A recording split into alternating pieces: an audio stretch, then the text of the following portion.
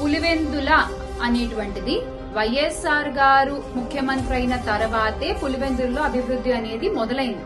అభివృద్ధి అనేది స్టార్ట్ అయింది. పులివెందుల మారడం మొదలుపెట్టింది. ఆ తర్వాత వైఎస్ఆర్ కాంగ్రెస్ పార్టీ అధికారంలోకి వచ్చిన తర్వాత పూర్తిగా పులివెందుల రూపురేఖలను మార్చి అభివృద్ధి దిశగా పులివెందుల అడుగులు పడ్డాయి. దానికి నేను విత్ ప్రూఫ్స్ మాట్లాడుతున్నాను ఈ రోజున. ఎందుకంటే పులివెందుల డెవలప్మెంట్ గురించి మాట్లాడుకుంటే వైఎస్ఆర్ గారు ఉన్నప్పుడు, అలాగే వైఎస్ఆర్ కాంగ్రెస్ పార్టీ అధికారంలో ఉన్నప్పుడు పులివెందుల ఎలా ఉందంటే, ఎడ్యుకేషన్ పరంగా చూసుకుంటే జేఎన్టీయూ వచ్చింది పులివెందులకి, ఐఐటి ఇడుపులపాయ వచ్చింది, స్కిల్ డెవలప్మెంట్ సెంటర్ వచ్చింది, నాడు నేడు స్కూల్స్ వచ్చాయి, అలాగే ఫుడ్ సైన్స్ కాలేజ్ వచ్చింది. ఇది ఎడ్యుకేషన్ పరంగా వైఎస్ఆర్ గారు ఉన్నప్పుడు, అలాగే వైఎస్ఆర్ కాంగ్రెస్ పార్టీ అధికారంలో ఉన్నప్పుడు. అలాగే హెల్త్ పరంగా తీసుకున్నట్లయితే వైఎస్ఆర్ మెడికల్ కాలేజ్ వచ్చింది, వైఎస్ఆర్ నర్సింగ్ కాలేజ్ వచ్చింది. And employment wise UCIL thousands of jobs వచ్చాయి. అండ్ ఆదిత్య బిర్లా ఫ్యాషన్ లో జాబ్స్ వచ్చాయి, గోవిందరాజ టెక్స్టైల్స్ వచ్చింది. అండ్ అగ్రికల్చర్ అండ్ హార్టికల్చర్ తీసుకున్నట్లయితే చీనీ market yard, banana research centre, irrigation water, IGCARL 100 crores అంటే second life stock research centre in India అది వచ్చింది. And the YSR horticultural university వచ్చింది.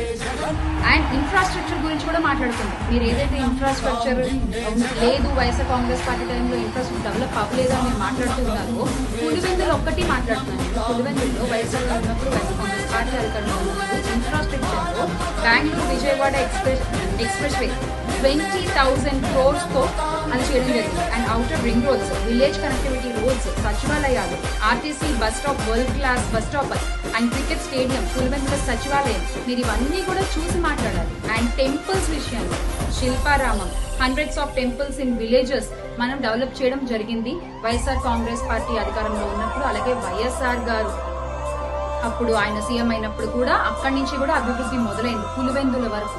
అండ్ వెల్ఫేర్ యాక్టివిటీస్ చూస్తుంటే 20,000 జగనన్న ఇళ్లు ఇచ్చాము గత ప్రభుత్వంలో. వైఎస్ఆర్ కాంగ్రెస్ పార్టీ అధికారంలో ఉన్నప్పుడు 20,000 ఇళ్లు లబ్ధిదారులకు అందాయి పులివెందుల్లో మాత్రమే. ఇప్పుడు ఇంత డెవలప్మెంట్ వైఎస్ఆర్ కాంగ్రెస్ పార్టీ చేసింది.